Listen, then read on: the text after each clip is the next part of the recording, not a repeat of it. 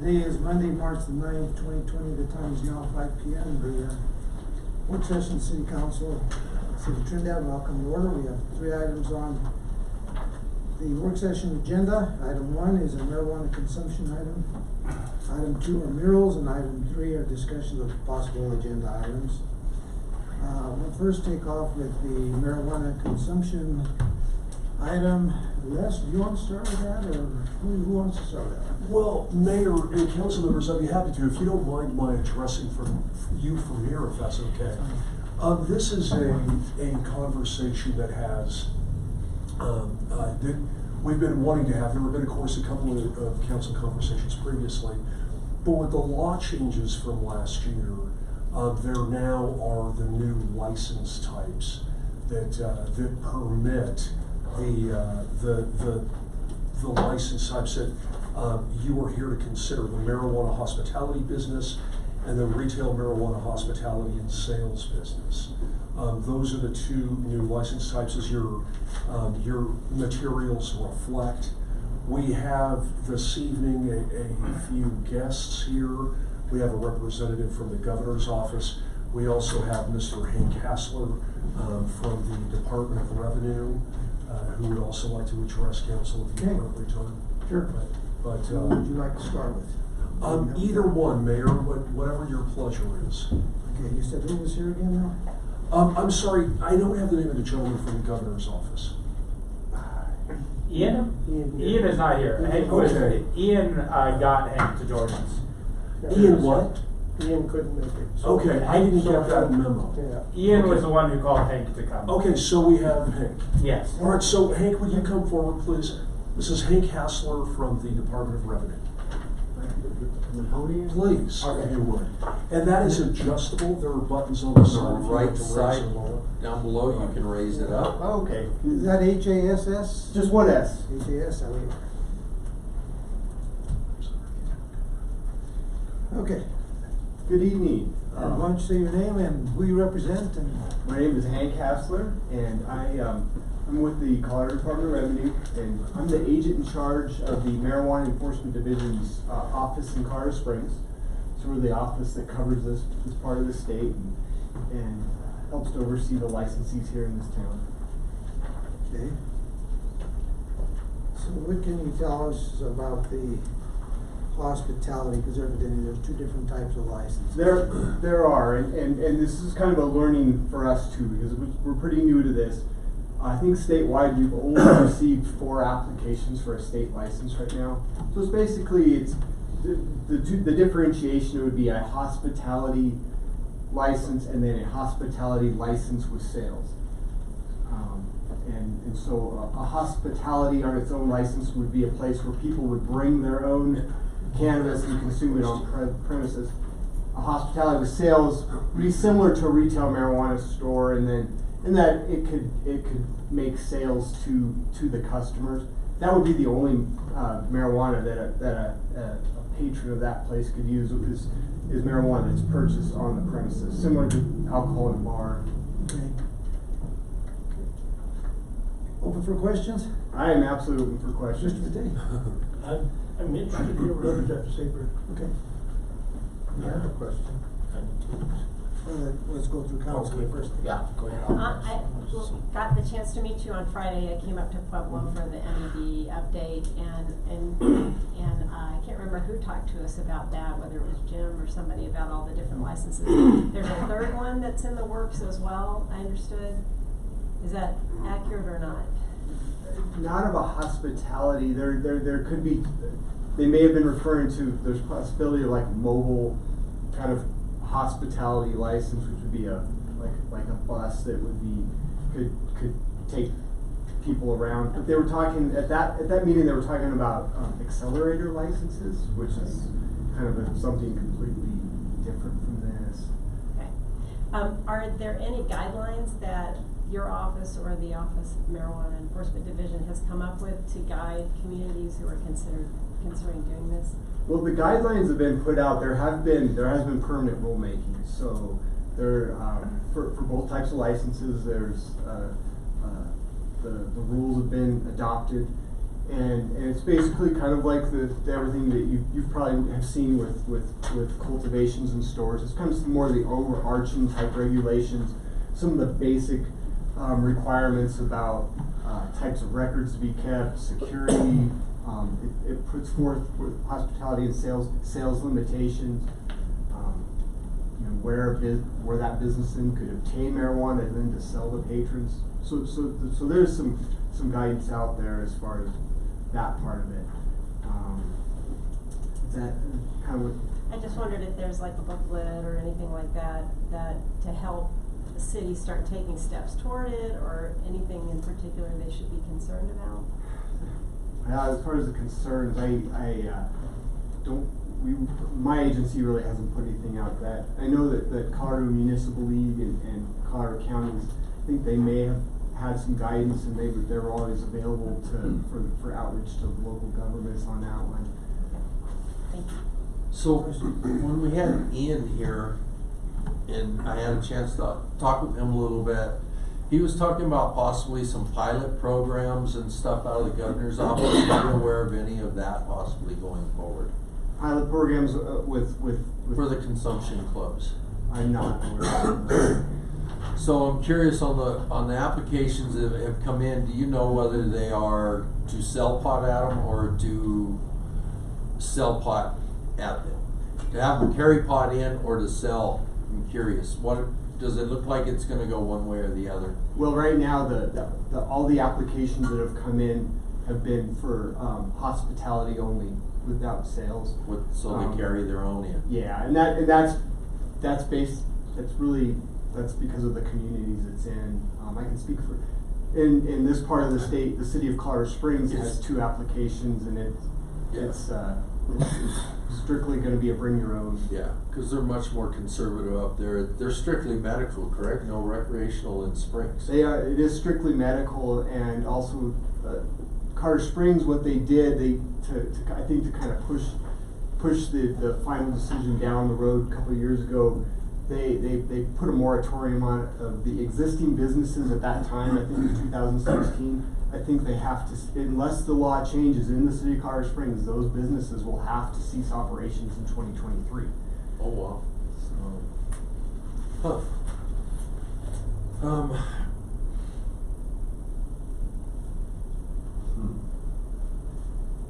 I think that's all I have for right now. What level of guidance does the information from the state govern as far as the operation of these facilities? Is it day-to-day operation, i.e. tips training at a, say, a bar? Does it cover the operational training or just the administrative?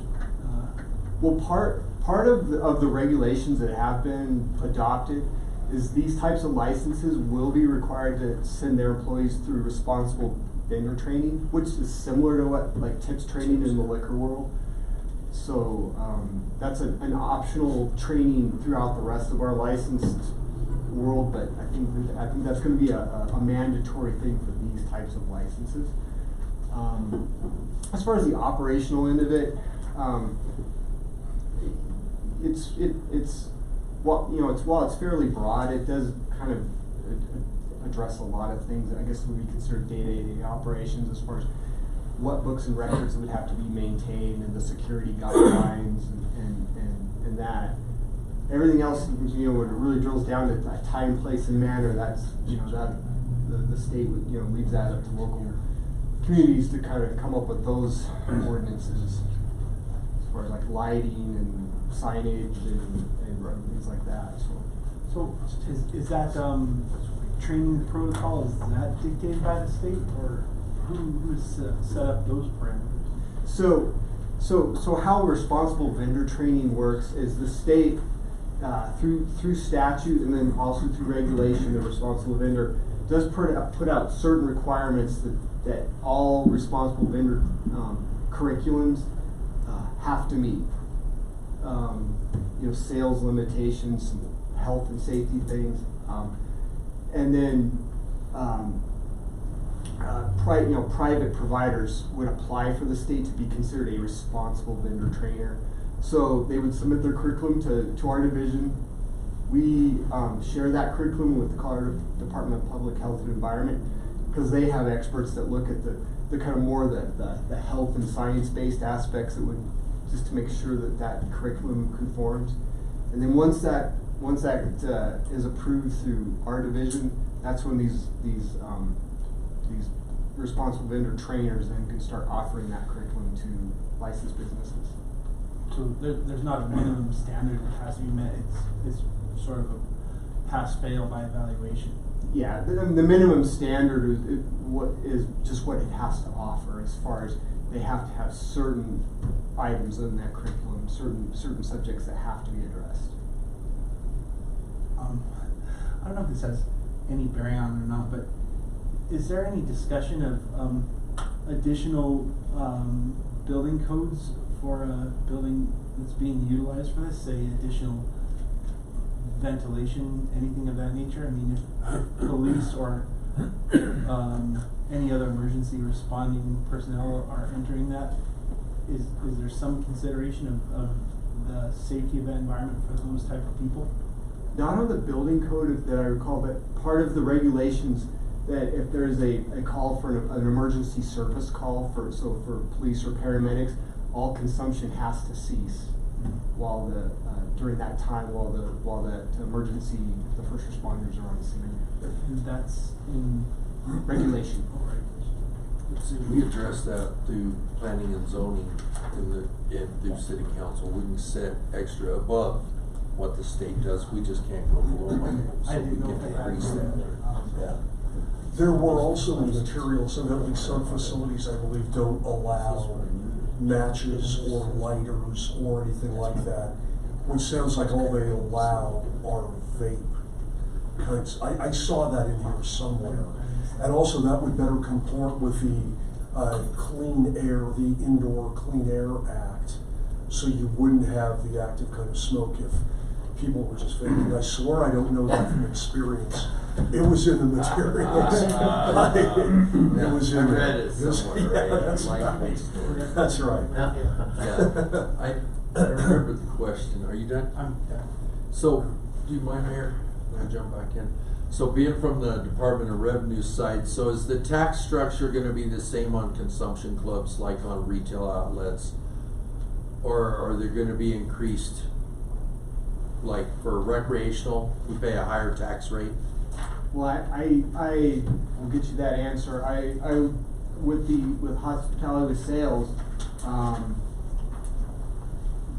I don't know for sure, but I would assume that a sales tax would apply to the products being sold, because that would be the first time it ever is a retail sale. It would have went from, on the retail end, a cultivation, paid the excise tax, and either it could go to a store who then would sell it to this hospitality licensee, or it could go straight to the hospitality licensee. So I think the sales tax should still apply. Well, I know sales tax, but say, if you buy recreational, you pay a much higher tax Yes. rate than you do on a medical. Yes. So will in consumption clubs, the tax rate be the same as a recreational sell, then not a? It should be. It should be, okay. Because I think that's important. And I will verify that with the state tax folks on that one. Vivian? Yeah, well, my understanding is that there are already rules in place, definitive guidelines for us to use. And then if I would better acquaint myself with them, I probably wouldn't be asking stupid questions now. But, just as I was leaving home to come down here, I picked up some mail from Smart Colorado. You may be aware of them, familiar with them. They apparently opposed this whole idea. And what I'm understanding you to say is much like marijuana outlets now that are stringently regulated, and cameras and security and that kind of stuff. They are suggesting that considerable concerns and risks were identified during the deliberations of the bill, including that businesses as such, hospitality, could be located in everyday establishments like restaurants, laundromats, yoga studios, and tour buses. Is that not true? That is true. There is ways that they could be attached to like a retail. So then we kind of get away from the idea of a separate entity In some regard. There is some- It could be a separate, sorry to interrupt you, it could be a separate room in a restaurant. Yes, Okay. yeah, there's some, I think that's addressed in rule, the kind of segregation within the. And as long as they don't have a liquor license. Yeah. Okay, thank you. It goes, in my mind, it goes on to say that it presents some sort of a regulatory challenge to police and such. Like, I presume you're law enforcement. Yes. You're, as am I, 41 years. But, be that as it may, it presents certain challenges. Is it medical, is it recreational? Did they buy it here, did they bring it? How are you going to prove otherwise, or how, you understand what I'm trying to say? How are we going to keep people under the age of 18 away from it? People who might be, you see what I'm saying? It's a huge problem. I'm with my family, and I have my grandchildren, which I don't have, but my step-grandchildren with me in a restaurant. They're 10 and 8. They shouldn't be around this kind of stuff. To what extent can they be separated from it? You know, and there's a lot of pitfalls in my mind. Do you agree, or am I not understanding? Well, I personally, I gotta be careful what I say, what I agree, but I do see, and that is a huge concern, is keeping marijuana away from people that are under the age of 21. Correct. And we certainly, part of our enforcement, I think we've worked very closely with your city police department, that would be no different with these. We would do compliance checks. We would ensure that people in these licensed areas where this consumption goes would be 21 years of age. Understood. Yeah, so. And marijuana is still Schedule I controlled substance in the federal statutes. True? Yes.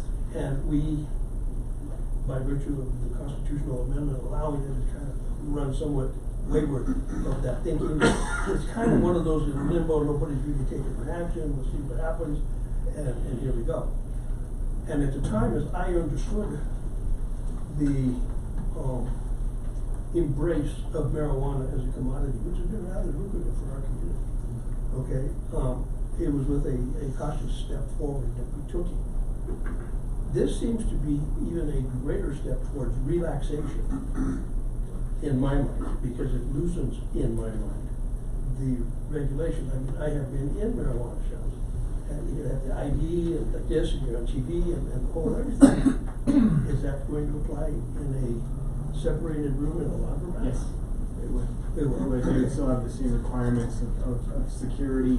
If there's sales being made, they're still gonna have to have inventory tracking, just Okay. like stores would.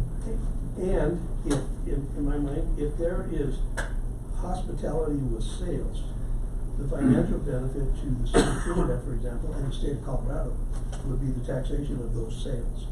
Yes? Yes. If it's just hospitality, there's no benefit to us. You can't tax people for using their own product. I absolutely absent license fees. Well, license fees. Or however Yeah. US would try to recoup that, yeah. Yeah. Correct, Yeah. there's a much different, revenue impact for. That you type guys. of an environment presents a challenge to us in the emergency responses from fire, police, and medical. Okay, somebody's paying for that.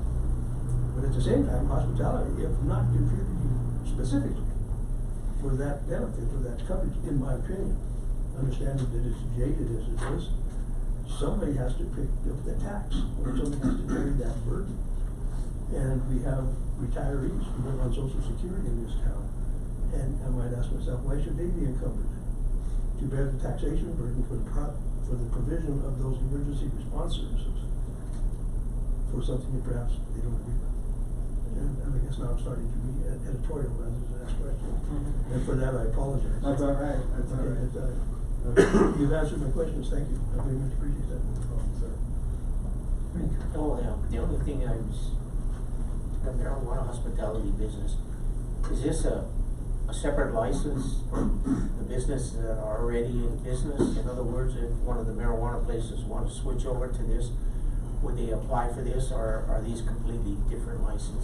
They're different licenses. Now, as far as, and that's, if say there was to be a co-location, I how that would work. Some of your, because I imagine some of your stores absolutely here in town would probably try to get, avail themselves of this. But it is a separate license. And it would be on their own premises, right? Yes. Okay, the question I have a couple of questions. One is that, you know, we currently have a cap on retail marijuana sales. And wouldn't that cap apply in this particular case for not to have the retail, hospitality with sales? So when you're saying a cap on sales on an amount On being the sold. The number of outlets. Number of outlets that Okay. we have.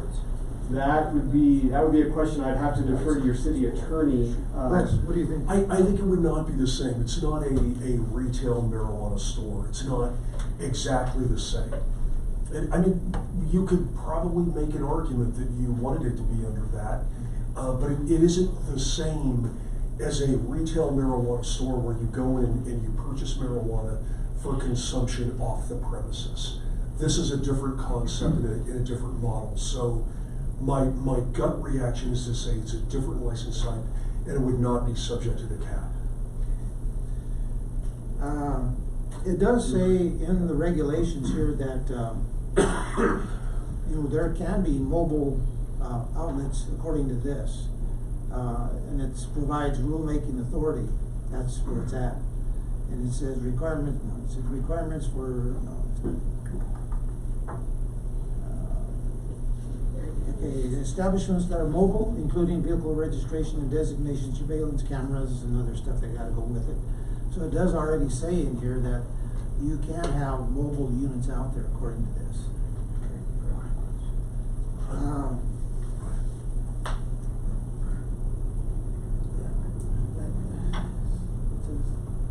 The license, right, because someone says license cannot be mobile, so it sounds like it's kind of contradictory.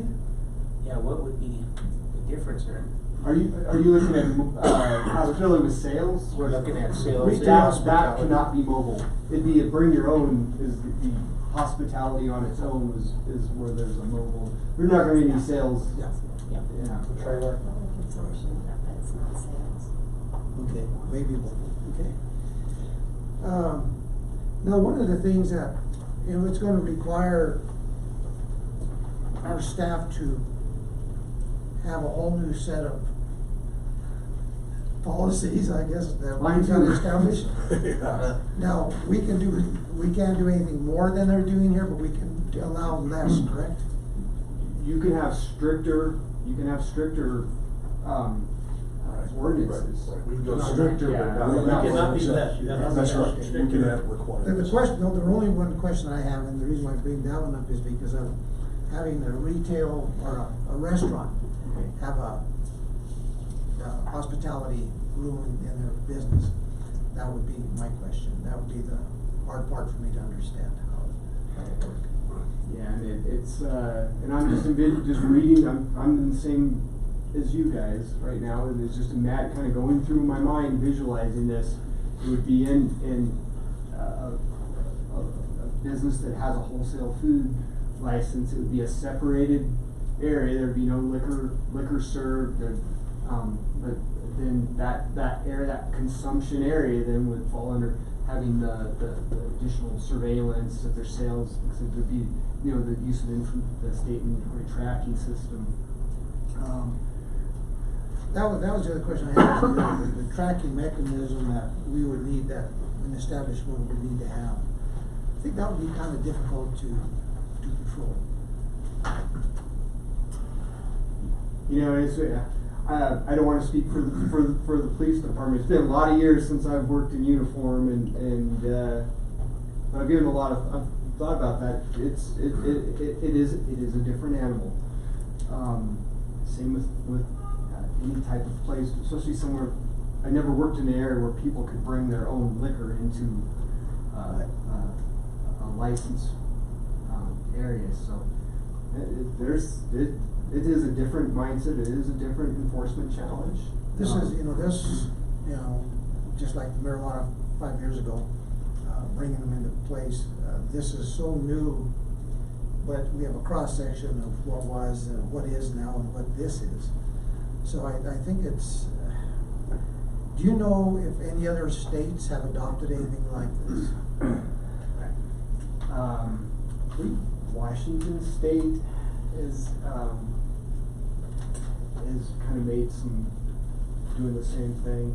I've not talked to anybody, not talked to any of my peers in other states about how And I was they're just doing kind of it. wondering if they've done anything like this, how long have they had it in existence, where we could maybe learn something of some of the pros and cons and, or the pitfalls and other issues that may be associated with it. I don't know if that's Sure. out there or not. If you'd like, I can see if I can get some resources, some names that I can pass through Mr. Downs Sure. or through Audra. And some other communities out in other states that may have had experience with this. Yeah, because we've had this discussion, and it's been kind of up in the air, and still, whether we want to move forward with anything like this, because it is so new, and it creates a whole new set of issues, such as, policing being able to go in, first responders, that type of stuff. There's other issues. Go ahead. So, would we be able as a municipality to choose which of the two we offered, whether it was for sales or to carry it in, or would we have to offer both if we offered any? I think you could choose which one. We could. If at all. Yeah. It seems like. Because I think offering a place that sells it with the restrictions and guidelines that have been set forth by the state would be much more manageable than people just carrying product in. I mean, that's crazy. I would think then, along that same line, we might be able to restrict it to standalone facilities as compared to restaurants and laundromats and the like. And Exactly. limit the scope. I understand that, Mayor, when House Bill 1912 was discussed, at some point, somebody convinced legislators from 64 counties that this was a good idea. And I'm sure there was argument to sway their vote. You weren't there and you can't answer for that, I don't think. And we have many questions, but what I'm asking is, from your perspective in an MED enforcer, what kinds of problems and benefits are you anticipating at your level and from your scope of responsibility? So, some of the things that have already been addressed is the appropriate licenses, the access to marijuana. Are we playing by People rules? are people Okay. bringing marijuana into places with sales where they shouldn't. An aspect of the regulation it's new, and being in law enforcement, you can probably see where this is. There's language about, no service to someone visually impaired marijuana. That's not something we, that really law enforcement has gotten a lot of training on until recent There's no times. quantifiable limit for marijuana. So it's the visually impaired, and that's gonna be a different aspect of training the staff of these licensees and Right. and getting them, comfortable to cut people off, to throw people out. The sales aspect, if you go with, as far as the sales on the licensed premises of these, I'm not expecting too many different things, because we've worked really closely in your community with all the stores. And quite honestly, your stores down here, they've been pretty good. Pretty good. We've not had a lot of problems. Good to hear. Thank you. When we have, we've addressed it. So it's a lot of that same records keeping, bookkeeping, inventory tracking, just on a different scale, and just kind of a different take on it. And I'm comfortable that my staff can figure that out. But it's the obviously the mobile end of it. That's something we're gonna have to figure that out and kind of see how that plays out where it does happen. So. And then I would suspect that a certain amount of the enforcement responsibility will fall on the local authorities. It would. If MED can't be everywhere and stop a party bus at 2:00 in the morning and determine what's right or wrong with that. Absolutely. So the local cops are gonna have to do that. Issues of real immediate public safety, public Uh-huh. harm, absolutely, it's gonna be the local, the police department here, because they're here. And then you're gonna have sanctions from a administrative end in terms of licensing and revocation and such. Correct. And then you have those for the violation end. Correct. And what about the proprietor of the facility who allowed you said kick him out? Well, okay, now he gets in the car. You see what I'm going with that? And it's no different than a bartender putting somebody visibly intoxicated. There's a certain culpability that goes with that as well. Yep. So it opens a plethora of considerations. It is a new enforcement. Which begs the question, what is the advantage other than it's a social environment? And we're all about socializing. Before Frank has a couple of questions, but in answer to your question just a minute ago about vendor training, it does say something in here. It says require all employees to complete annual responsible vendor training, so there is something in there too for training purposes. Right? Yeah, you know, where you got this hospitality business, does that kind of open a deal for illegal marijuana? I mean, there's no way to check what they're bringing in because they're bringing it in and there's no way to find out where the source is coming from. Would that create a problem? It does. It does. There's going to be upon the licensee to monitor their own licensed premises. It's something that happens in the liquor world, though. People bringing in liquor from the outside, which is against the law, and you know, and that's in the monitoring that's going to be responsible of the licensee in this one. It does step it up another level because of that. You know, having to watch what's being brought in and consumed. If it's a licensee with sales, that sale has to occur, and it's only a very small amount that they can sell on the licensed premises. And the other question is, I know we can regulate like restrooms and stuff like that, but doesn't that create a problem too if you have a separate room in the back? Wouldn't it have to be totally ventilated and everything else from the rest of the restaurant now because of the smoking ban and stuff in public like that? I mean, that seems kind of like a tough issue there to have it in a public place. It does, and I mean, there's obviously a lot of costs, and from the code enforcement standpoint, that's going to be, you know, regulations that are going to have to conform with your ordinance. But it's also the price of doing business of a licensee. If they go down this to seek this license, there's going to be that. But we would have the authority for the code deal and what we wanted to be done. Right? Yes. It's all good. I can see that there are hiccups and things that need to be worked out.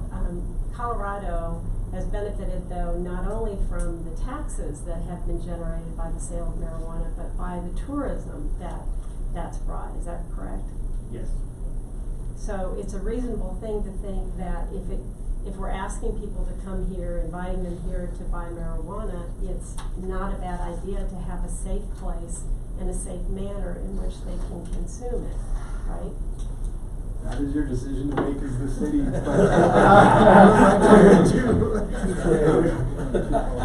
and if you go that route, the city council, I'm here to support you every.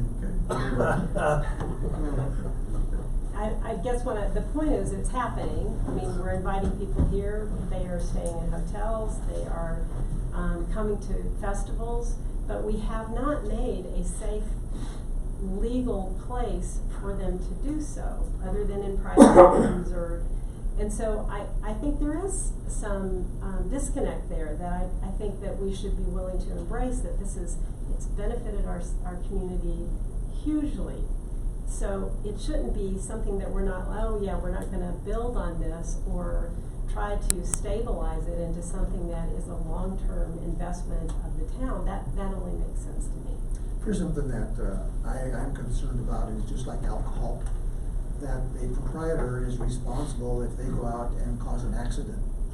In this particular case, let's say somebody goes out totally inebriated because of what they cause an accident. And the state, I'm not sure if they have actually visited that yet, or if they find that the person that has consumed the marijuana caused the accident, and whether it's injury, death, or whatever. And I think that's another issue that is probably hanging out there that we don't really know the answer to, as to are they responsible?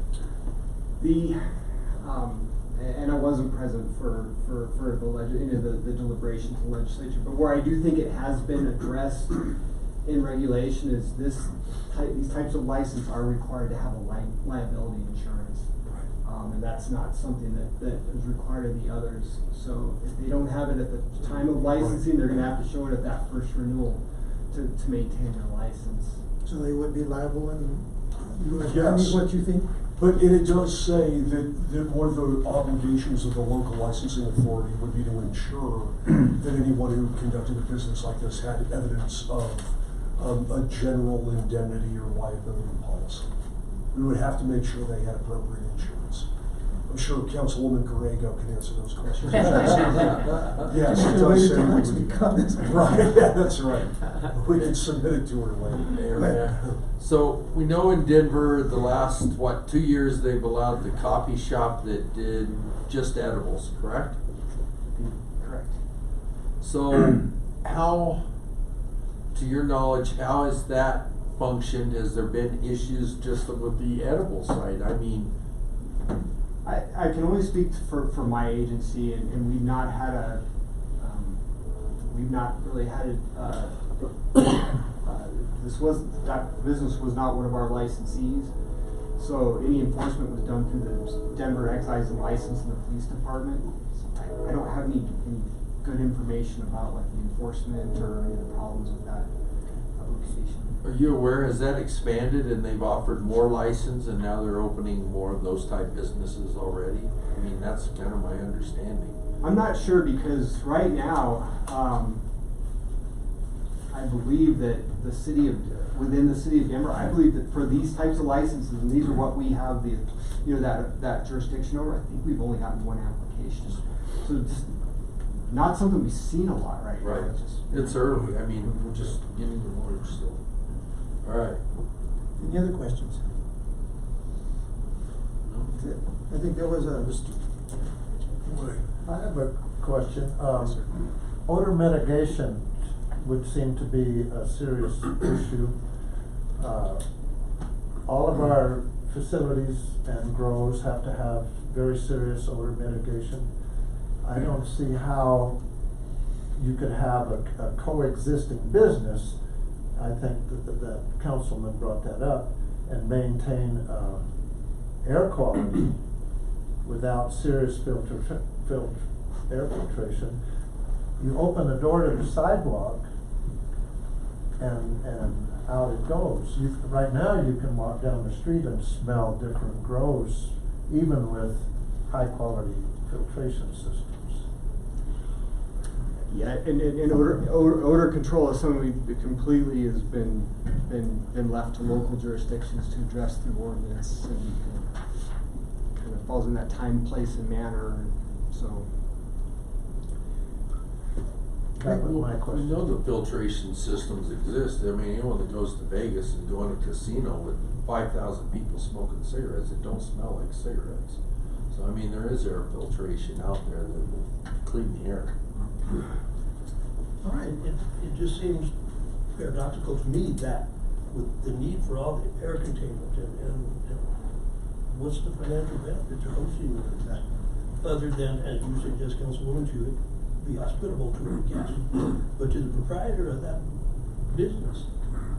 And it's costing them for all the things that we've talked about. And if they have to be able to have a cover charge. There has to be some reasonable purpose for them to be able to do this. And I don't know, it escapes my comprehension. And like what you're saying, I think that's probably the biggest reason why you have not seen a whole lot of applications, because all these establishments are thinking, what am I getting myself into? And I really believe that's probably where it's at. And this changes the complexion of the discussion. I mean, the governor's office is kind of encouraging this sort of thing is like a model and having, wanting Trinidad to be the test case. And then we have, of course, the Department of Revenue, MED, who is not necessarily a proponent of this. To state your position, Again, but yeah, it's just kind of changing. Right, right. I am here to serve the citizens. Good We answer. so value your presence. Yeah, right. Thank you very much. You've been very helpful, sir. Thank you so very Thanks, much. Mike. The other gentleman that's with you or here, does he have anything No, else? just, your I admit, do you need me to stay around for Not anything else? not or- necessarily. Well, thank you, and certainly Les and Audra, they can find me anytime, and, so I appreciate having me, and again, if I could just say, I appreciate your city's been great. Thanks for coming down. Thank you South so Bay. much. Alright, thank you. You know, and for staff's purposes, now I think, this is going to require, more discussion, I think, for you staff.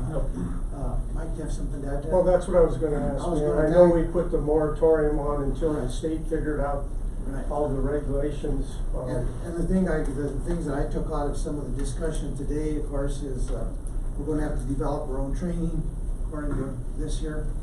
Our own training purposes and hows, and also whether or not we want a standalone, like Mr. Matei recommended. These are some of the things that I think that maybe you could take back and talk, with some of your staff to see what the recommendations are to bring forward, not as an ordinance, but at least an additional discussion, some additional discussion items. It was an observation, not a recommendation. Okay. But nonetheless, and I think as we study and try to digest the regulations offered by the state, it's important in our research and study groups include law enforcement, include medical services and fire, because they will have a direct hand in all of this. And I'd be very interested to hear what their opinions are. Would you rather, though, I'm sorry to interrupt, but Yeah. rather wait until you have a potential applicant? I mean, my greatest concern is having the moratorium so that nobody just is able to come in and do business unregulated in this. I think it would be respect. good for maybe staff to at least, have a discussion, Okay. preliminary discussion, and not bring anything forward that as an ordinance or anything, but just what their thoughts are of this. Because, that's one thing that they have done well, is they've done very well for us. They've given us advice, some of their advice, when they meet. So I think we owe us to listen to them. I just think it'd be better to be prepared for an applicant than to stammer and stutter when we have an applicant. Correct. And I would still like to get a follow-up from Ian for our conversation when he was in this room about pilot programs and what may go along with that. I think it's important to have that conversation with him. As Councilwoman Ogletree points out, there is perhaps an opportunity here. Yeah. And we need not ignore that, but we just need to take judicious responsibility of exercising that option. What we're looking for here is probably like pros and cons. In either the hospitality or the retail hospitality. I think looking at it that way might be one way to approach it. Okay? All right, let's go on to the second item on our agenda, which are the murals.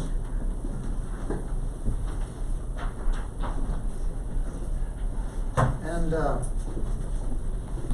course, we don't have a whole lot of participants out there, but I just wanted to say this from the last time. I would request that, we're not here to make any decisions on this. This is gonna be another one of those where it's probably gonna require 2, 3, maybe more discussion on this and, conversation. And, please, if you hear something that you like, please don't apply, because that's something that we don't like to have from council here. Appreciate that. So, this is, I read through whatever the 100 and some pages that were in here, 182 pages. And it was interesting, of course, there was a lot of case study in here, but there was some stuff that was pretty interesting. And the last time we discussed this, last week, they talked about art is up to, the individual as to how they see art. What is art?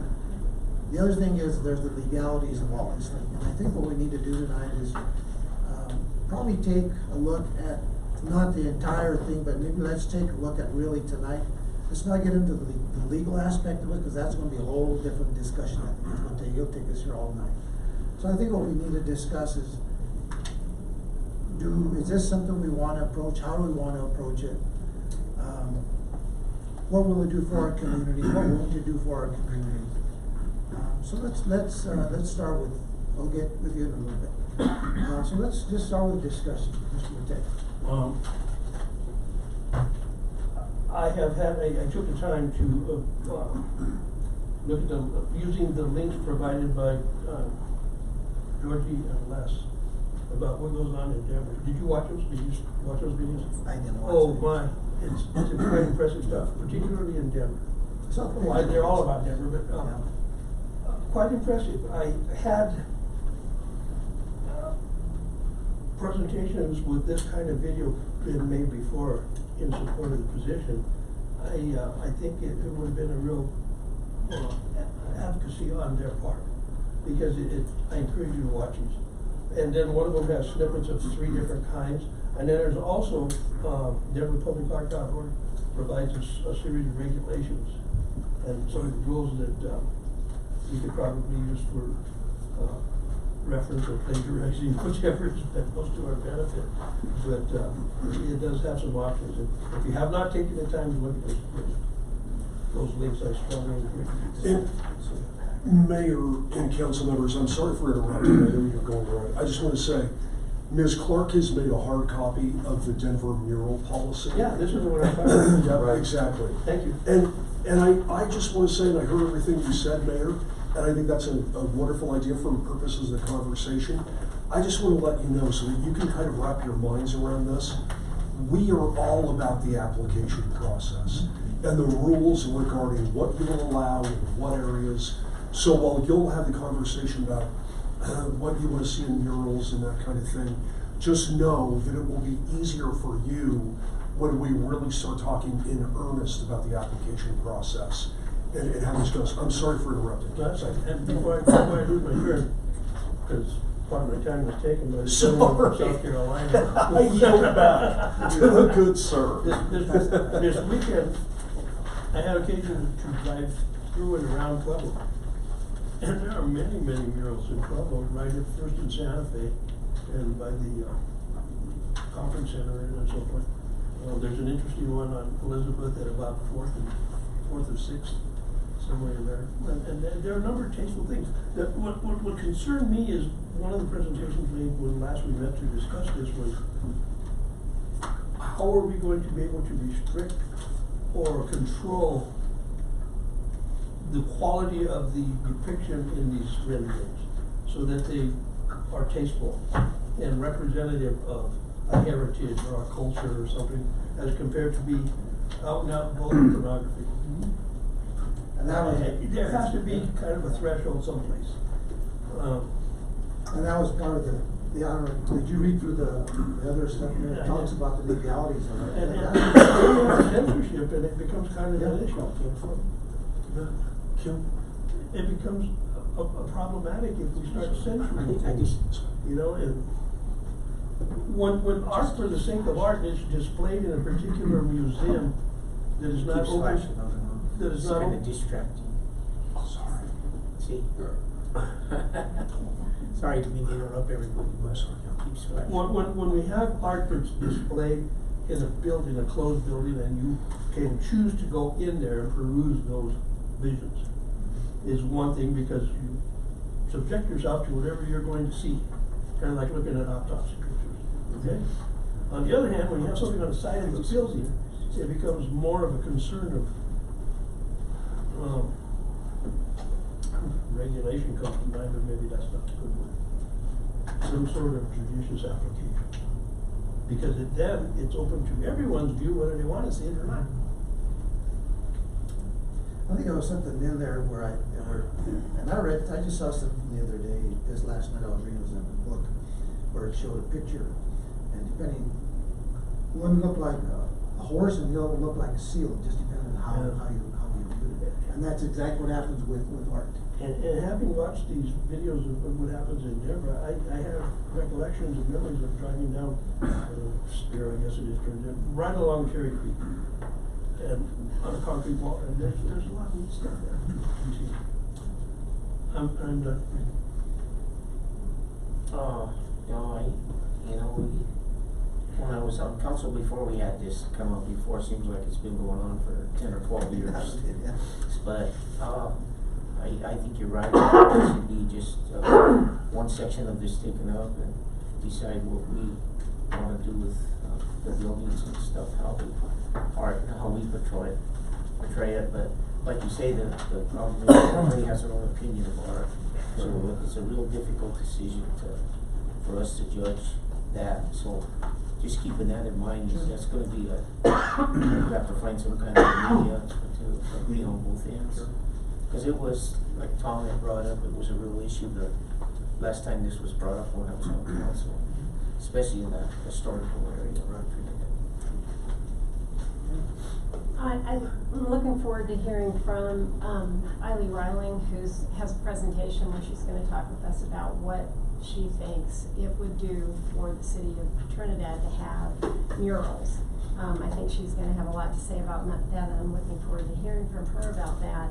I know from my past living in Tucson that there was a situation where we had an overpass, a railroad overpass that was historically had graffiti all over the place, and the city of Tucson commissioned a mosaic piece that was basically old-time photographs of Tucson along this wall. So you're driving downtown and you see, oh yeah, there's that building and there's those people, and that was never touched. It was never touched because it was so beautiful, and it was such an honor to the city of Tucson to do that. So I think there's a lot of potential that it can be done very well. I think why I think we need a policy and that we should encourage them in some regard is that we have lots of government interest in Trinidad in what we're trying to do as a city. We're trying to not only focus on historic tourism to get people to come here and see our buildings, enjoy our buildings, we're also trying to get people to come here to be creative people, and to invest in creative enterprises, and then outdoor recreation. So it isn't just one thing that we're trying to promote. We have a three-headed thing that we're working towards, and I think that means messaging. And murals are a lot about messaging and what's important to this town. So I think it's a worthwhile process for us to be looking at, even if it's a little tricky. If those murals depicted a recreational suggestion, guide a mountain bike or something like that.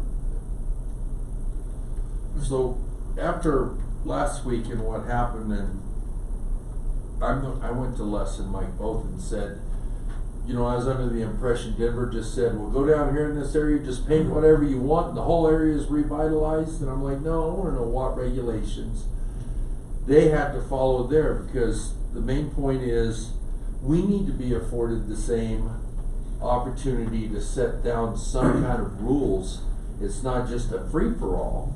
And you know, it was made to sound like we're being criticized for why are we spending our time trying to regulate this. I don't know anyone that's not regulating this. You gotta have a process, which it happens. And I liked Denver's process where renderings of what is gonna be put on the building. And I know First Amendment rights are a big thing, but it does not stop us from prohibiting stuff that's of an offensive nature, pornography, vulgar language. Stuff like that is not always necessarily protected under the First Amendment when it's put on buildings. I think we need the time to look through this. I think we got a lot of good information, a good presentation coming. It'll give us the guidelines that we need to go forward with this. We need a permitting process. We need to be able to see what's going to be put on the buildings, and we need to decide where it's not going to be placed in our historic district if that's possible legally. That's what I got. And the other thing, besides that, like I said, with the rules and regulations, is it the building department, of course, I might have that information for us, but is it the building department that approves? Is it arts and culture? She lays out a pretty good process, and that's up to us to decide. Exactly. Eileen, why don't you come forward, let's go ahead and give us your thought process here. Good evening, everyone. So I sent you a lot of information, I know that, but I just wanted to give you pretty much as I could comprehensive, but as finite as possible in order for us to talk about this. So I'm assuming you guys all got to look through this a little bit, but I'm going to start with the presentation, and then if you guys have any specific questions about my research, please let me know, and I can hopefully answer those for you. Okay, so in this presentation, we're going to go over the current index of Trinidad murals, which I actually think there are 2 missing from that. We're going to go over some contemporary research with public murals, and then a proposed system of application and policy for the Historic District of Trinidad. So here's some examples of what we already have in the Historic District. I know that we are missing both of the bridge murals. We have 2 from Los Animas, one that is up on 2nd Street, I believe, and then a couple of the other examples of that. So, you know, compared to other cities of our size, this is actually a very, very small amount of murals. Usually we do have a larger amount in downtown or otherwise. So one of the aspects of my contract with the city was to research what other cities, specifically in Colorado, are doing with their historic district mural policies. So these were the ones that were able to get back to me. I have 2 more that got back to me since I sent this out. It's fairly open, right? So we can have certain ones. Breckenridge has a very nice master plan. Lots of people involved, creative staff that help with that process. Oh, yes, please. Excuse me, I'm sorry. Councilman Shu, is there any way we can get these TVs to work? I'm sorry. Councilman Shu's really wanting these. Yeah, And I'm sorry, they're just dead. I'm sorry. It was flashing on. Could we move It was flashing on and off this one. That's why Councilman, I'm sorry. He was just, it's kind of tough for me now. Yeah. right. Well, yeah. It's easier if it's right there for all of us, but. While you're talking, which one, we got several different documents that were sent to us. Yes. Which one of them are you focusing on right now? This is, I do not have access to what your folders actually look like at this point. This is the Okay. PowerPoint presentation. Okay. And it Seems to should be be working mural now. historic Let's district hope it'll work. presentation. Right. I apologize, I should have thought about that. I know I sent you guys a lot of information. Do we know, Audra, is the PowerPoint, do we have that in our computers? We do have it. You do. All right. You have everything that she sent in some place. Where would the PowerPoint be? It's in the, I think you scanned it and It's all as part of, right past the proposed application process. Is that in the handbook or the PDF? No, No. it's a PPT. It's a PowerPoint presentation document. We're just listening. Okay, sounds good. All right. Should be about 10 pages in or so. 10 in, all right.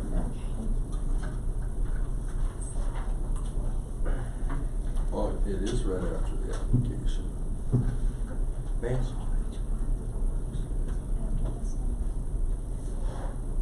Got it, okay, All right. thank you, sorry. All right, Okay, perfect, thank you. ready now. Okay. Okay, so Cripple Creek, their regulations are under the sign code ordinances.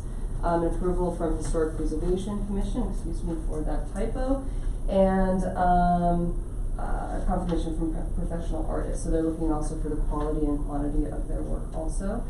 They actually just had one where they commissioned an artist to paint directly onto an historic building due to the degradation of that surface. Durango is well known for its mural and public art policies. So they specifically are looking for the downtown area, which encapsulates their historic district. No non-commercial product depictions, consideration of surrounding murals. So in most aspects, they're incredibly supportive. When I talked to the people from Durango, they said that they saw a very noticeable increase in tourism, specifically, road trip people going specifically to there, taking Instagram photos, and posting them to social media, saying this is, a brand new happening town.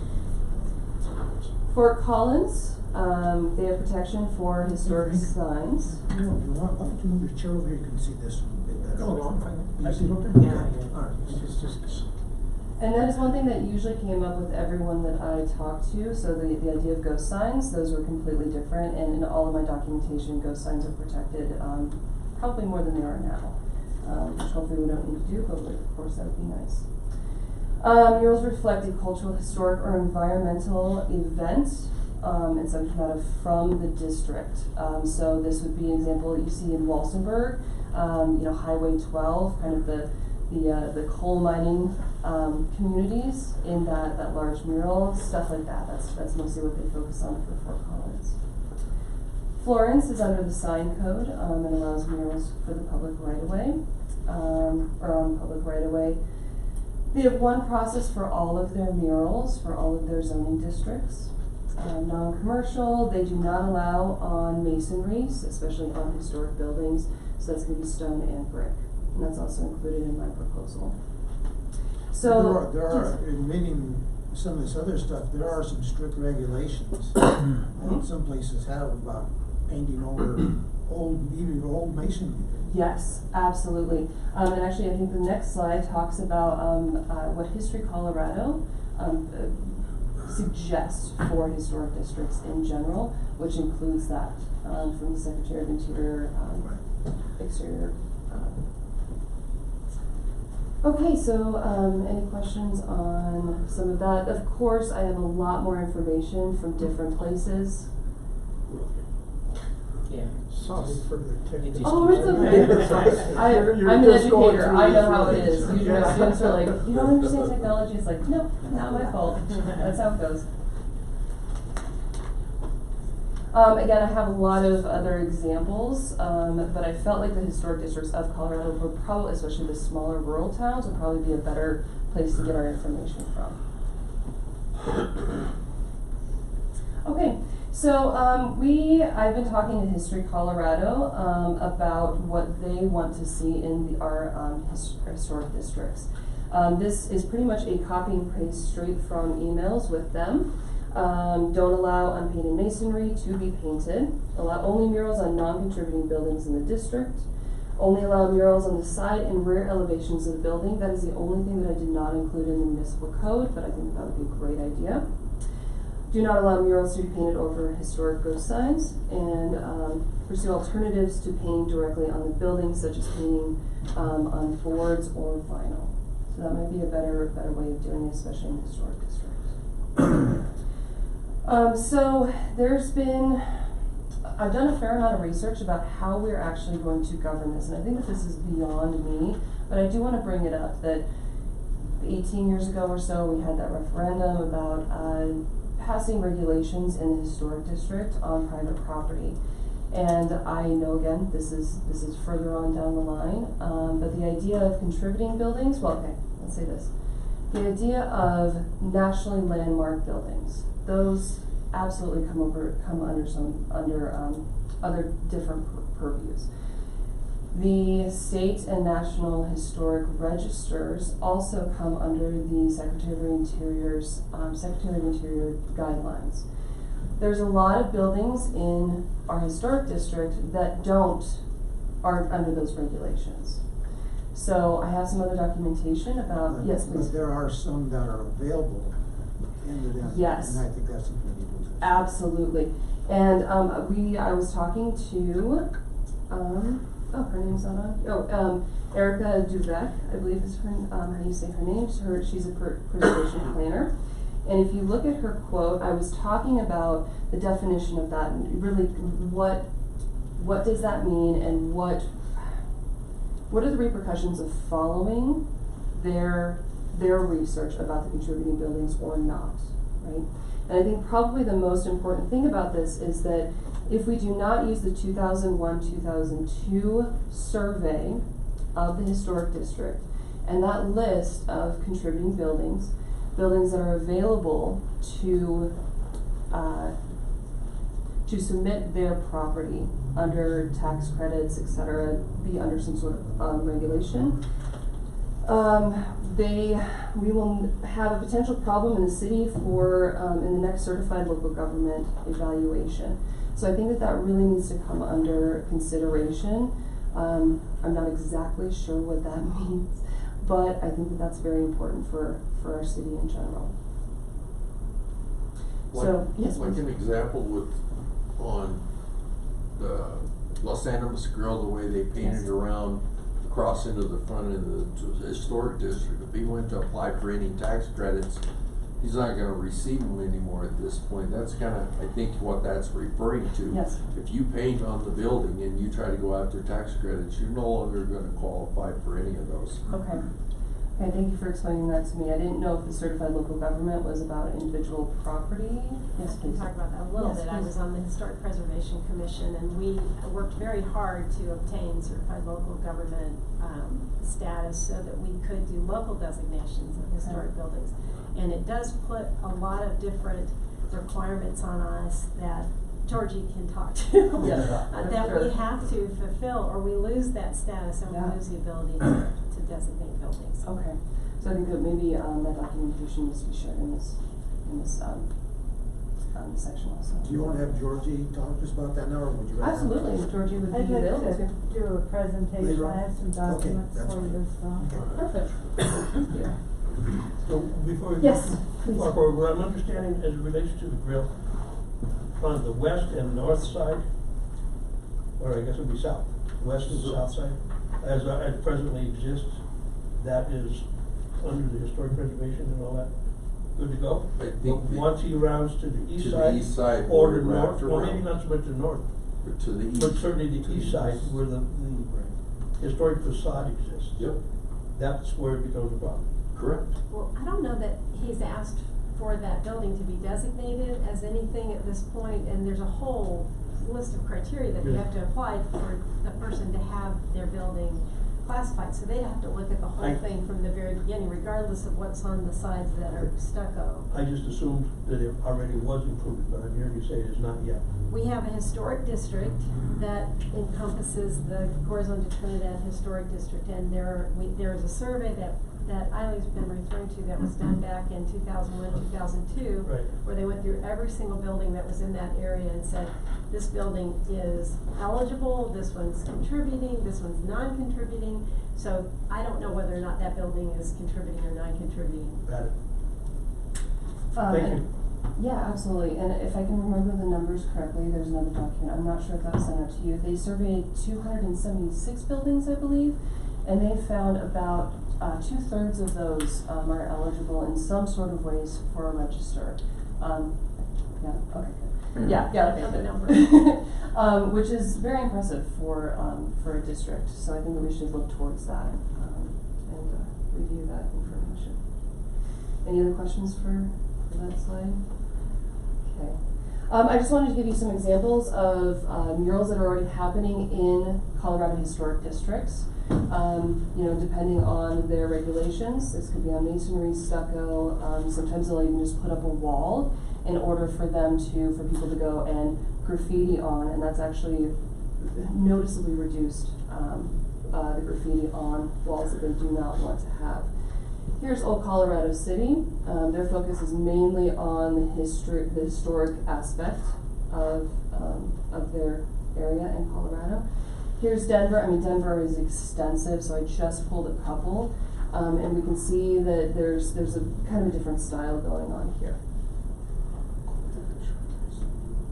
Durango, again, as I said, is very impressive with their mural program. They can focus on the history aspect of it. The one on the right is actually a kind of a memorial to the building that was right next to it that got torn down, as a reminder of what was actually there. Very interesting work. And a couple examples of the Carbondale and Aspen historic district. The one on the left is actually by Shepherd Ferry. That has probably increased the value of that building by about triple now because of who that artist was. And that's happened a couple times in Denver also. So you can see there's a variety of styles depending on the artist, the person who's funding it, and there's a lot of options out there. Oh yeah, and Fort Collins, of course. Both sort of in that advertisement for the city, and then also their historic abilities. Okay, so I just provided you with some academic research that I found, and I'm going to go quickly through this. And I did provide the originals of either the periodicals or the articles that I did find from this. So the first one, The Power of the Urban Canvas. Most of the studies are done in urban areas, and usually in the, we're going to call the blighted, maybe lower class, sometimes even use the word ghetto for these areas, seeing what murals can actually do for those communities. The first one, define a community, social capital, and building alliances. And again, I've given you that article if you would like to look at that a little bit more. Our second one, or second and third one, we have the empowerment of artists, participation in untrained or partially trained artists. I'm thinking mostly about students at this point. The ability to say, I've, contributed to the community in this way, at a professional level will absolutely help them obtain scholarships, get into college, whatever that looks like. And then the impact of murals on target audiences, which that is a very interesting read. You're looking at that. Now you talk about helping students get scholarships. Yeah. Whose responsibility would that be? Oh, not at all. Not ours, of course, but they can put that on their resume, their college application, things like that.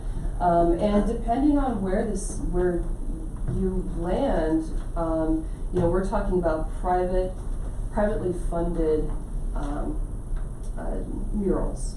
So maybe I don't know if the public mural discussion can happen at some point, but that can also help students. On the right-hand side, we are looking at Art in the Streets, Artification Strategies for Public Spaces, 2019, I believe. Specifically looking at the idea of aesthetically meaningful experiences. So people come to our downtown looking for, historic buildings, and maybe there's something on top of that, right? Especially for a different demographic and target audience. And our last one, I wanted to pinpoint some economic development tools or impacts that the arts have.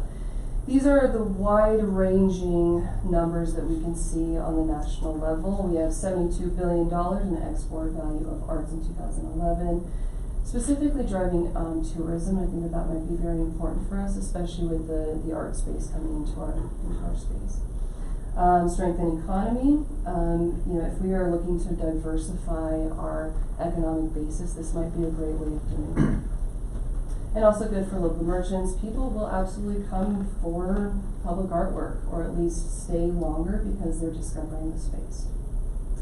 One thing that I do want to add into this is I was attempting to be as unbiased as possible in this research. I really was.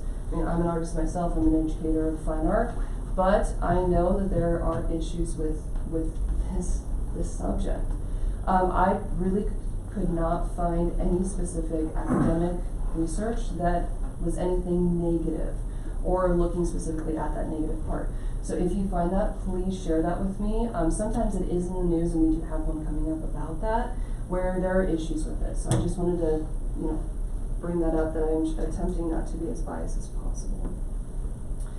So, any questions about that? No, not so much a question as it is a comment, a compliment. Oh, thank you. Your presentation, very well done. The information provided for research is very. This case in point, this is the purpose of the moratorium that we voted for, so that we can better understand things and have common sense presentations. I personally do not respond well to being addressed as I was. I agree. And then to the social media onslaught thereafter. Was there social media onslaught? Doesn't work for me. Oh, yeah. Oh, really? But, I'm not on that. yeah, I have no idea. And it's not important that we go there. Okay. I don't want to take away from the positive nature of your presentation. Thank you very much for what you've done. And as I was thinking about murals, and I realize it's inside, but have you been to the hospital and seen the mural that No. the Catholic nun did? And oh my gosh. Go out there, go walk in the front door of the Melton Rapid Hospital. and look at the West Wall. Okay, I It will. takes the entire history of this county. Oh, that's It was fantastic. done by a Catholic nun, brought in sections, and And now- you'll recognize it. It's astounding. The college That's has a fantastic. historic progression too on that. We did, on that yeah, board. we're gonna see, But having been- depending on what you guys decide. we can- After our last meeting, having been reminded by, I can't remember the nun's name, and stuff, having been reminded by my many visits up there to sit there while I'm waiting for a medical appointment, just look Uh-huh. and enjoy what's there. It's much better than staring at a white wall, Yeah, right? in a yeah, hospital. precisely. Yeah. Precisely. Thank Okay, you. thank you. And there, I was just gonna touch on that piece that you were talking about. There's actually a coffee table book of Colorado murals, and that is the Trinidad, addition to that. Oh, Is the really? mural that's inside the That's hospital. great. Yeah, worthy of a visit. I definitely will, thank you so much. I'm done. Oh, Frank's okay with everything he says. Are you finished? I am not, but I can be if you'd like me to be. Because I know there's a lot more stuff in There is, So- yes, whatever you guys want. You guys have Why don't you go and give us a full documentation. presentation? Okay. That'd be the best. Thank you. Okay, so we've been talking about controversy, right? That happens with art, especially public works. You know, again, you're walking down the street, you don't have a choice to be in that range and to experience that artwork. And, you know, we've, Mr. Rico, do I refer to you as Mayor Rico or Mr.? Okay, Mayor. Mayor's Rico, fine. thank you. We're not maybe going to get into First Amendment right issues today, but that's something that we can talk about. And one thing that I did want to bring up is, we're talking about privately funded murals. This is a lot of money, especially for something that is professionally done, and hopefully with the procedure and the policy that I've outlined, it's gonna be a lot of money. I don't think that we are going to have large murals that will be highly offensive, right? Because it does take so much money in order to do that. So just to let you know, it's very, very rare that happens. So that's a side thing. Wanted to give you an historic example of a hated mural, right? One that caused a lot of controversy, and this is from oh my goodness, I'm blanking his name. That's so ridiculous. Oh, that's so sad. Diego Rivera, thank you. That's it, thank you. Okay, so Diego Rivera, you know, a very famous Mexican muralist, mostly on the socialist side. But when he does his when he did his murals, I mean, it was very political. And so, you know, this is an example of one, and people wanted to destroy it. They wanted to whitewash it, and now it is on the National Historic Landmark status because it is so beloved at this point. Where's that one at? This is in Detroit. Yeah. Why is that controversial? I'm sorry for interrupting. Yeah, absolutely. So he was mostly fighting and talking about workers' rights in Detroit, and so when they, you know, it was a controversial I depiction. understand. It's just hard to understand the controversial Yeah. content, but thank you, Eileen. Yes. Sorry for interrupting. No, absolutely. And of course, the cultural context has a lot to do with You bet. artwork in general. Okay. Okay, we're not going to go over this today. You know, we can do this later unless you would like to. First Amendment right issues Yeah, well, that would be a is a whole whole nother issue. Absolutely, and I pulled out some quotes here that hopefully will allow us to see where that regulation, that balance is, but it is probably beyond my expertise in order to know where that line is. So we will go away from here. One thing I did want to point out, we might want to look for content neutral regulation, and I know that that's an issue, especially in the historic district. I have seen two, I believe, in Colorado. In the historic district, you have to have something that is historical for the public artwork. So I have no idea if they've had issues with that. I did not ask specifically about that, but we can research that if we want to. Okay, and I'm really sad that Council Member Griego is not here because I believe that this was one of her major issues with this conversation. This just happened, I believe, in early February 2020. A legal decision upholding $6.75 million for the visual rights Act, or excuse me, Visual Arts Rights Act, for this mural building. So this is in New York, and this building was specifically kind of upheld as a graffiti place. Yes, canvas, thank you. Right, so they were constantly inviting people to come in, getting incredibly famous artists in order to do this. The one that I showed you before that increased the value by about 3 or 4 times, that he's actually on here. And so, you know, when the developer just decided to whitewash the entire building, that not only affected the artist and their portfolios, their work, but also the community around them.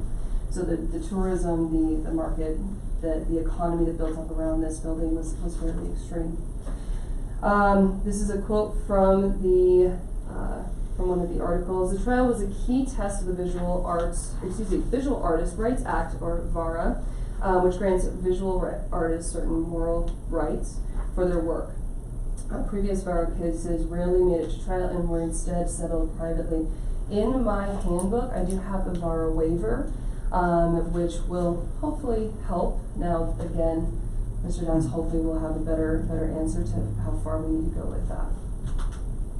Okay. So that is pretty much the end of my presentation as a whole, and then we can talk about any of the documentation that we can look at. Where are you guys at now? Any other questions?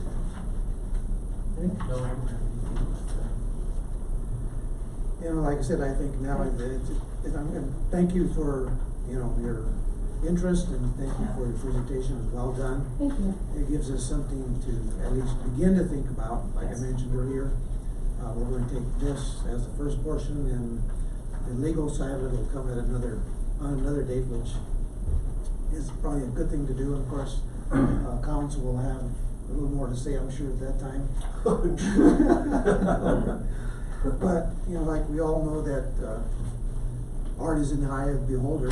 Yes. Other than, like we were saying earlier, there's some art that's got to be controlled, I think, to some degree, the obscenities and all this other stuff, pornographic stuff. Yes. So I think those are things that we all need to look at. And I would say that at this point in time, Mike, would you want Eileen to maybe sit with, or maybe bring her in to one of your meetings on Wednesday to go over this, or maybe a special one of any kind, to begin talking about the, you know, do we want to look at the number, the percentage, do we want to do everything in town? Do we want to have a percentage of the buildings in town? What areas, what streets, you know, what are your recommendations? You know, the Historic Preservation Group might have that type of concern as well. But do you think that it would be of interest to have her sit in? Well, it would definitely be valuable to sit in with everybody. I'm not sure, and it's been stated, that we can regulate outside of the historic district on other houses and stuff based on First Amendment rights and everything. But we do have this historic zoning area, historic preservation area.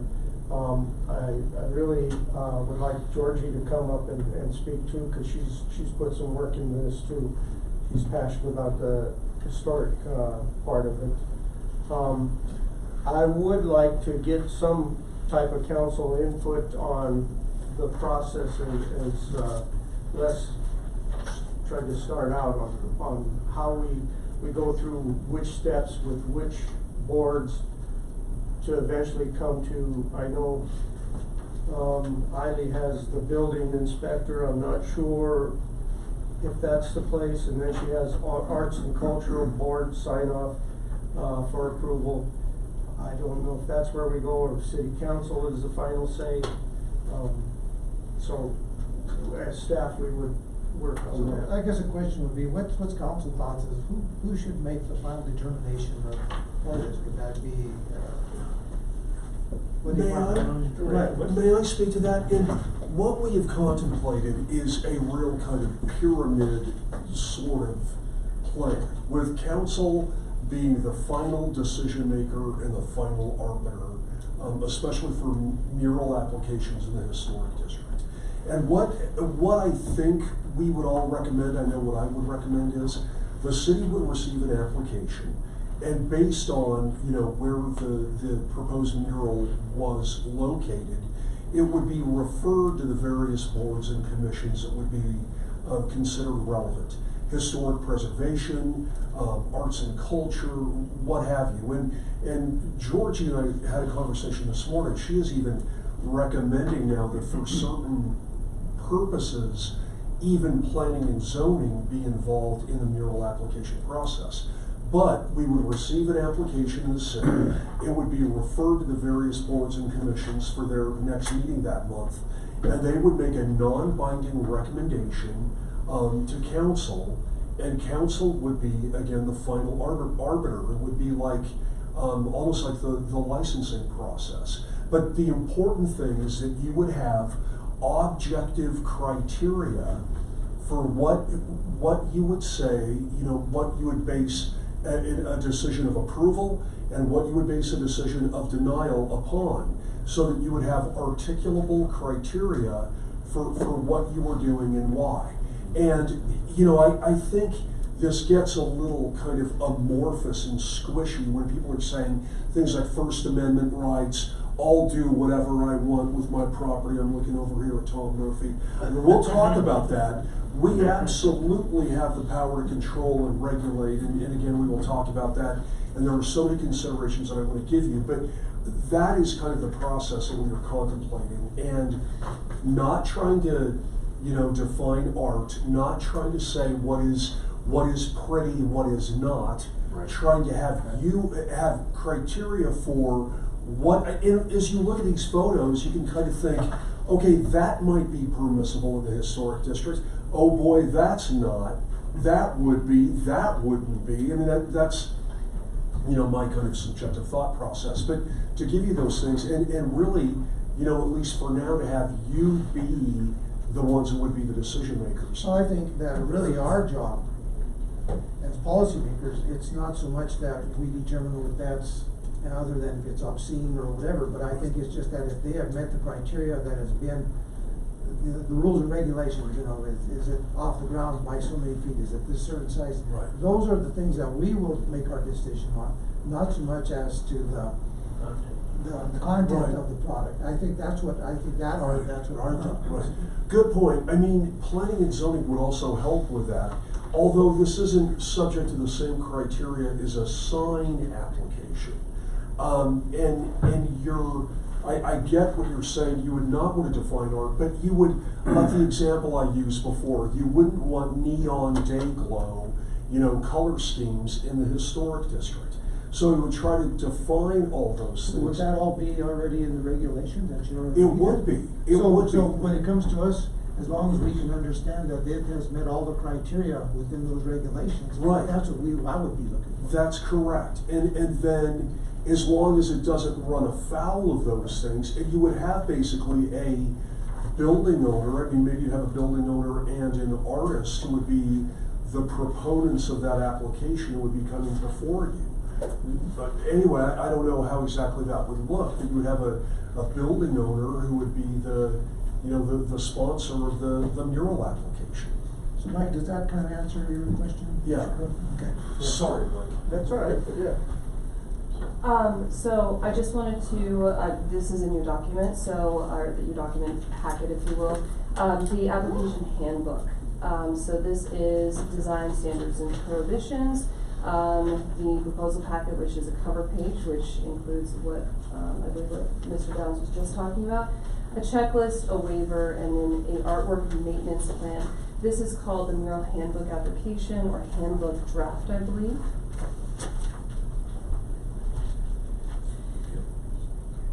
And there's another how-to with this. So this is mostly taken from other people's policies again, and we're looking for design. Plagiarism. Yeah, absolutely.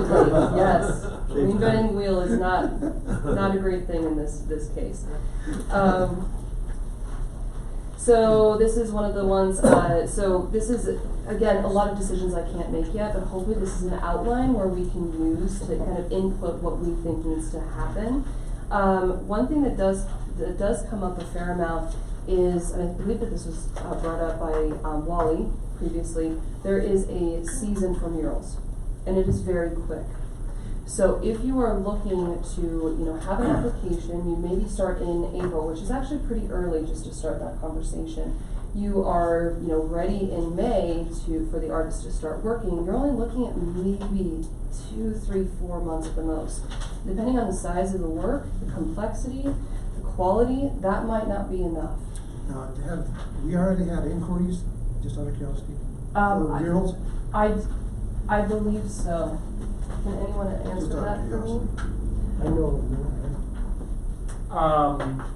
know, What can you, what do you mean? Inquiries to create murals. I know a couple boards have been looking for that recently. I was just wondering. I know No, that not since I've. there are people out there that would even like to throw a mural festival in town. I'm not sure if that's as far as we would Well, like I'm to just looking go. if there was any inquiries to do a mural at this point in time. That's really what I was. There's interest, Yeah. for sure. Okay. And I'm sorry, you guys are busy. So proposal cover page, this is pretty much as comprehensive as it probably gets, and I do want to tell you that this was taken from a publicly funded policy, okay? Which of course should have more regulation than privately funded murals. So hopefully that will help us, I don't want to say control because it bugs me, but the communication will hopefully be there at a higher level. Site plan, elevation plan, mural design, so we will see what that mural design is. An acquisition statement on what specific artwork is commissioned, selected, or proposed. We would like artist information, artist bio, extended mural experience. However, that doesn't, disclude students or people who are, new to mural making. Just that communication line. But that conversation probably does need to be had because that probably looks like we do only want very experienced muralists in town. The borrow waiver and then a maintenance plan. So that's a part of the handbook, and I have one other thing that I really do want to show you, but I don't know if we're kind of ending at this point. So any questions on the handbook? Okay, perfect. I did want to show you one thing. I know that the municipal code draft that I created is out. It's printed out. This is where I started for my research and talking to a lot of cities and a lot of individuals who really know what they're talking about. And one thing that did come up is the idea that it is not, and this is a statement, it probably can be proven wrong, it is not common for cities to have this policy in the municipal code. If it is in the sign code. And therefore it's fairly outside, it's very hands-off regulated. So one thing that after talking to, hold on, I'm pulling this up right now. After talking to History Colorado, they sent me this document, which is from the Port of Townsend, as an example about design guidelines. So I actually think that this is better than what I have drafted for you, and we might want to look at this as an example. Instead of changing our municipal code, this is instead of a policy.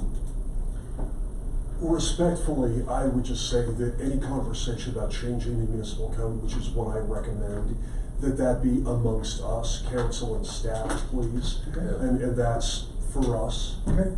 Okay, thank you. Okay. Those are my big things, and we can of course go on with that, but any questions, concerns? Okay. Good.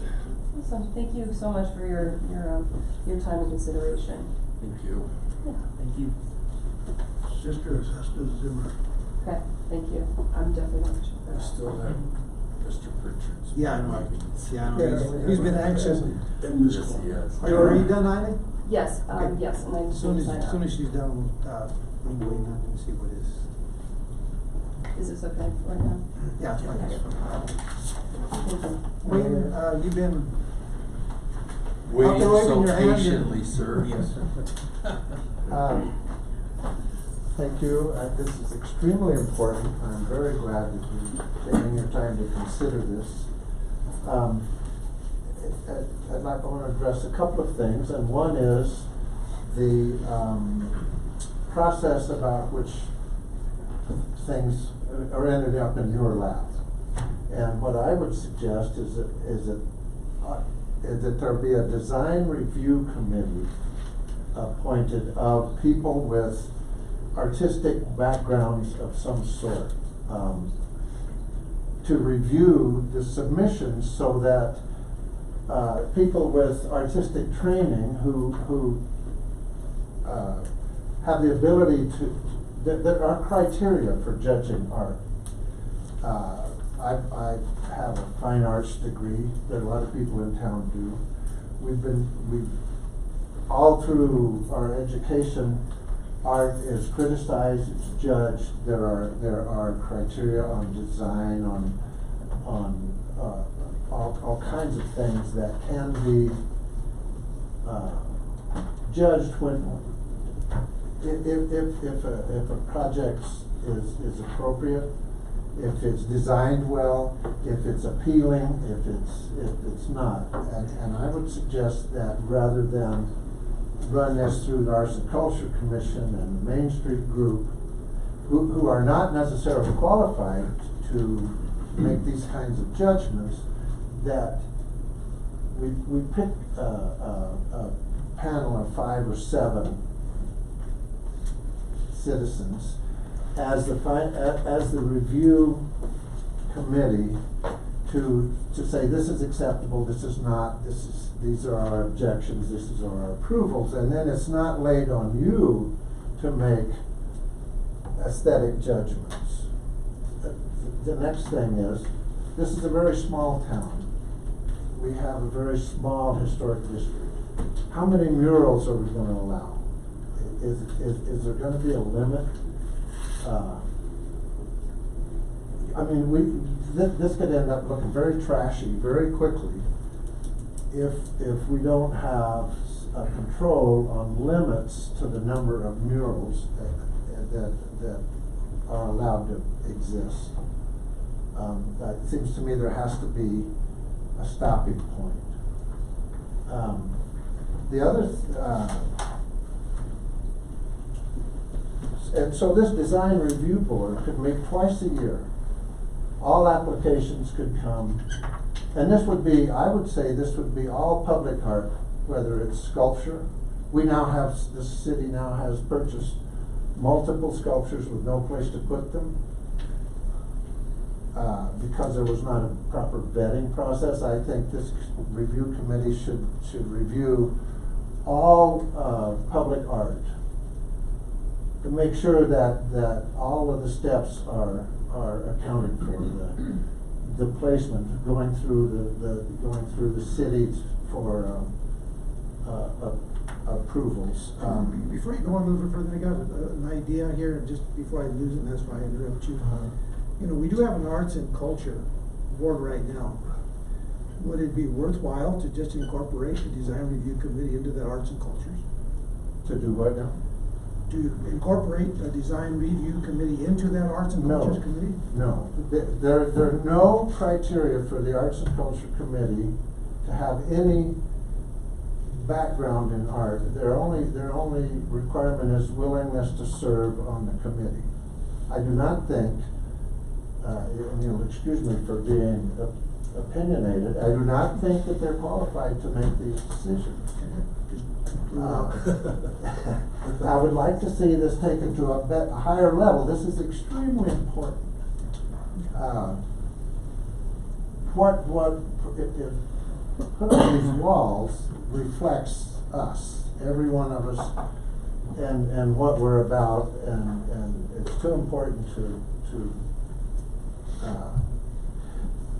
and so now then in the application process, I've been reading in that Port Townsend one, for instance, the walls need to be assessed by a professional. What's the stability of the surface? I think that needs to be in the application process, plus a maintenance schedule of the mural. At the Saving Places conference we were at, Mayor, I sat next to somebody from up north, I can't remember if it was Littleton or where. They spent $30,000 on the mural, professional paint, hired a professional muralist. It's falling off of the walls already. I mean, and it's so. I don't believe that this window of opportunity should drive this discussion. There's no reason that we need to have murals up this year. None at all. We need to make sure that this is solid, that we know what we're doing, because there's no going back. This is gonna be in our face for 20 years. And, Longer. Yeah, well, I won't see it. So anyway, I do appreciate that you're considering this, and I think that's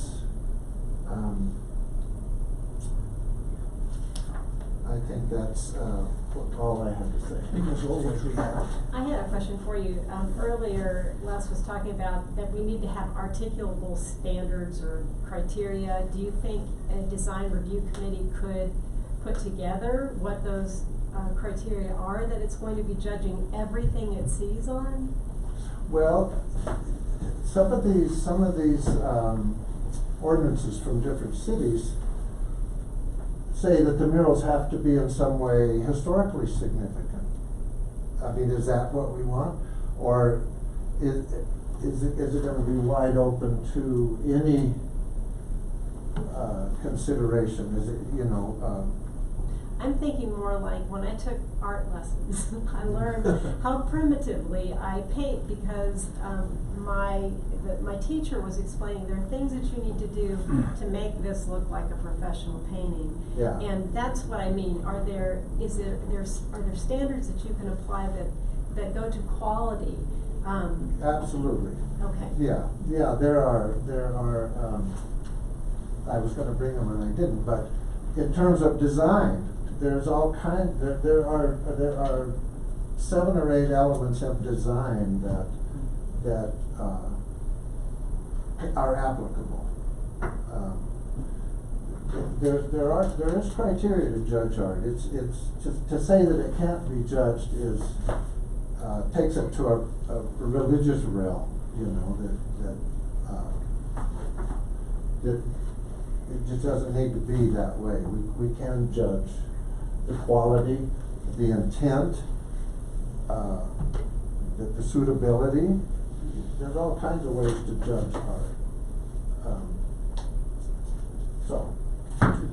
Thank you. Thank you. Good points, Mayor. Mike, a couple of things on this. One of the things is that that would be up to you and your the directors group if you want to have Wayne to be in on this. And the other thing, a question when he brought up about a design review committee, would that committee pretty much make our arts and cultures defunct? Well, that's a good point. I mean, they're supposed to be advisory to council. They're one of the only boards that are advisory to you. So that's, we'll have to figure that one out. that's another thing that you guys need to discuss. Right. I can't believe you're willing to volunteer for another position. I appreciate you coming on. I didn't get too much. Thank you, Wayne. All right, thank you. Thank you. Mayor, Georgie has prepared some stuff also. Go ahead, Georgie. Come So on up, Georgie. She's worked hard at it. So. Thank you, ma'am. Thank you.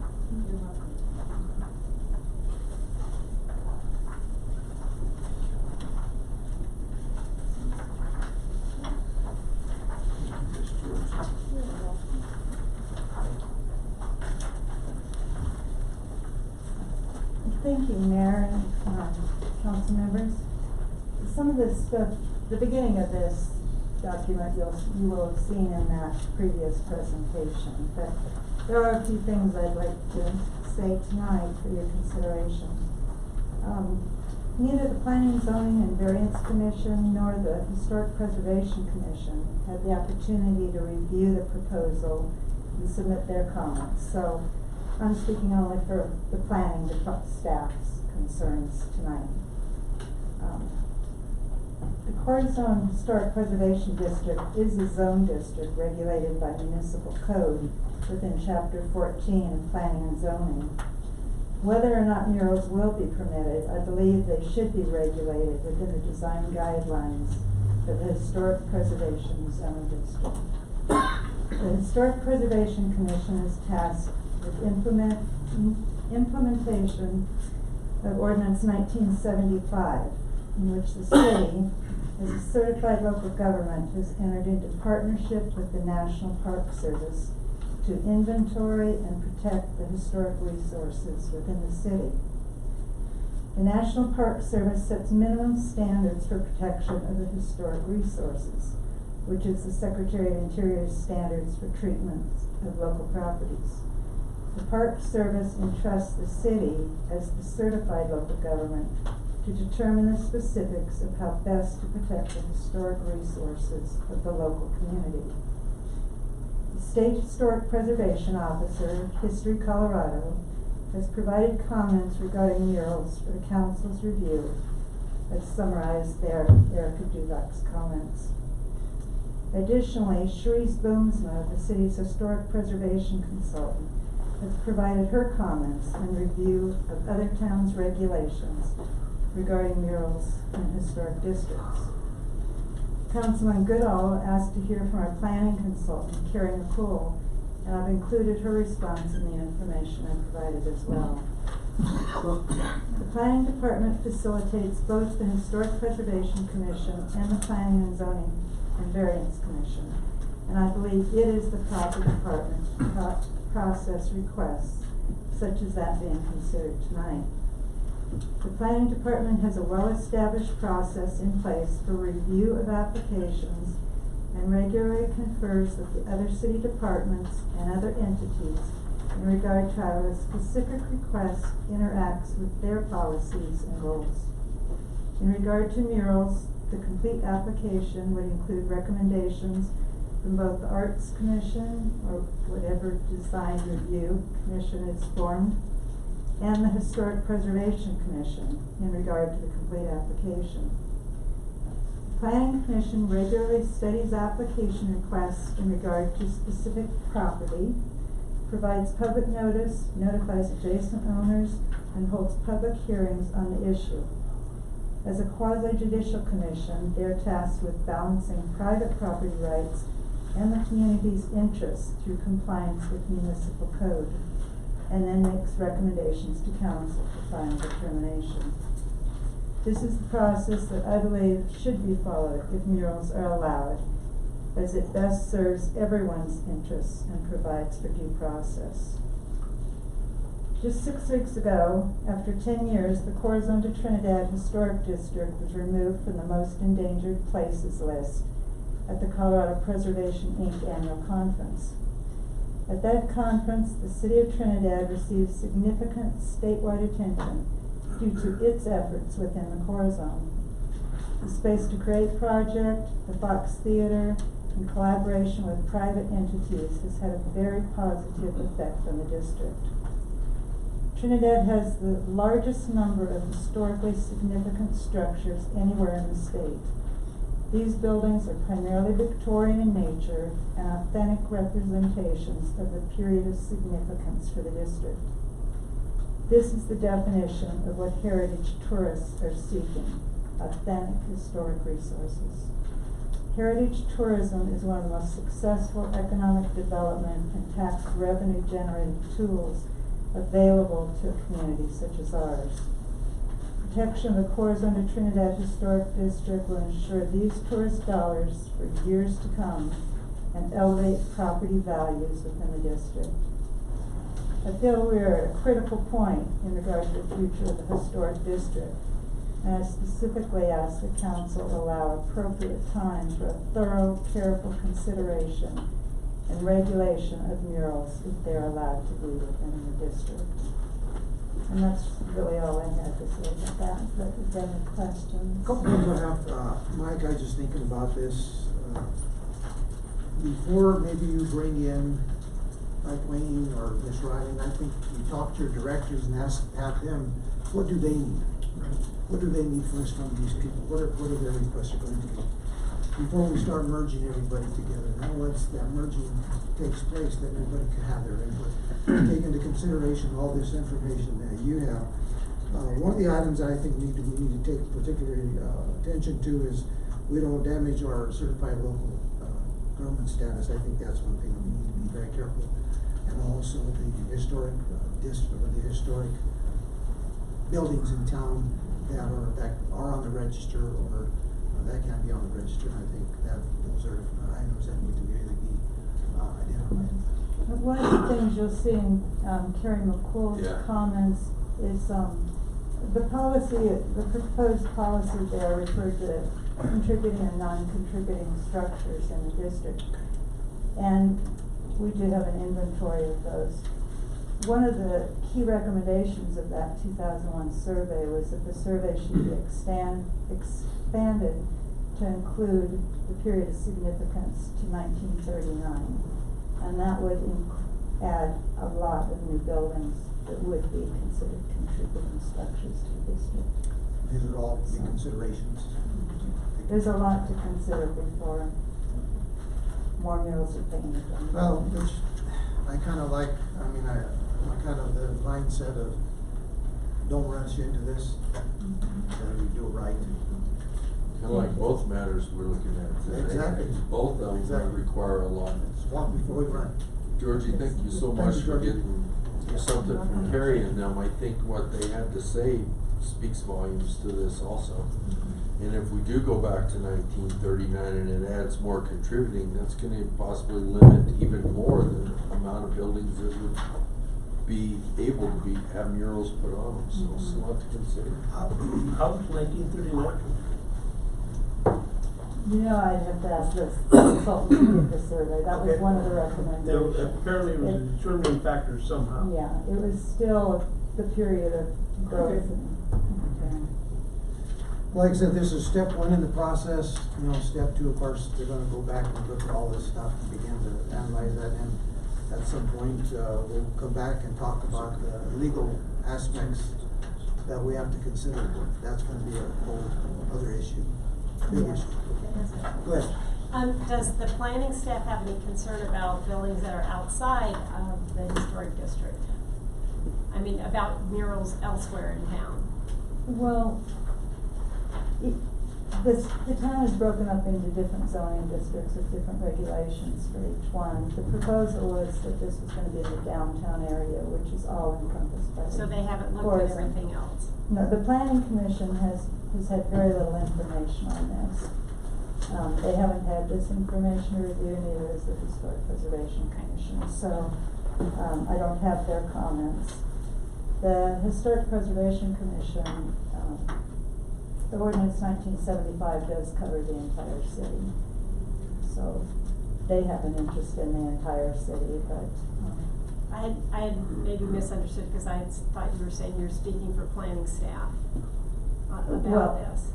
Yeah, the planning department encompasses both the Historic Preservation Commission and the Planning Commission. Okay. All right, I want to thank everyone for their interest and their input, and Thank you. Thanks for we're this Georgie. part of the work session. And are there any discussions of any other possible agenda items that are up that you guys want to consider? Have you guys thought of any other agenda items, or is everybody's? I think what are our next ones going to be? Do you know? Our next work session is, what's that? Isn't it the 23rd, that's gonna be the Fox Theater update and Debbie Wagner on legislative bills. Okay.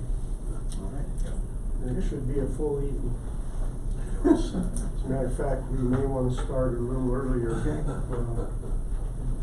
I was gonna ask council at a regular meeting, but consider 4 o'clock again. I'm okay with it. Everybody okay with that? Everybody okay with that, 4 o'clock? Okay. All right, thank you. That ends our work session. Thank you very much.